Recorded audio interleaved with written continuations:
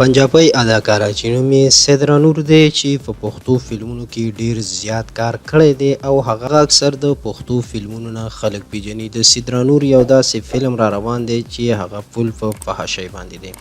دغه فلم به کله لګي او په کوم ځای کې به لګي، دغه ټول معلومات له تاسو سره شیر کوو. ویډیو را سره تر اخره وګورئ چې د فلم څه نوم دی، فلم چا ډایرکټ کړی دی او فلم کې به څومره ګنده ګنده سینونه وي. دغه ټول معلومات په دې ویډیو کې درکوم. ویډیو را سره تر اخره وګورئ. دوستانو، سدرا نور چې د پښتو یو مشهوره ډانسره ده، هغه اکثر په پښتو فلمونو کې د ډانس اکټینګ کړی دی او په سټیج شوګانو باندې هم د ډانس اکټینګ کوي. د هغې وار په وار داسې فلمونه راغلي دي چې هغه په د ویلن کردار ادا کوي او د ویلن هیروینه وي.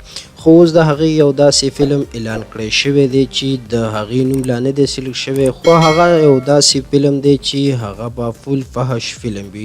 لکه څنګه چې انډیا کې فلمونه جوړیږي لکه هیرامنډي شو، نور داسې فلمونه، نو په دغه طرز دا هم یو فلم دی چې سدرا نور پکې د یو 2 نمبر ښځې کردار ادا کړی دی چې دغه فلم به ډیر زر ریلیز کیږي او په سینما باندې به لګي. دغه ټول معلومات لا نه دي راغلي، خو دغه سټوري صرف اعلان کړی شوی ده او دا یو پنجابی ډایرکټر دی چې هغه به دا ډایرکټ کوي او دا به په 2 ژبو کې ډب کیږي چې په اردو کې به وي او په پښتو کې به وي.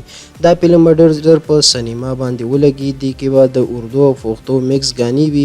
یو معیاري سټوري به وي، خو په یو داسې ښځه به جوړ وي چې هغه غلط کارونه کوي.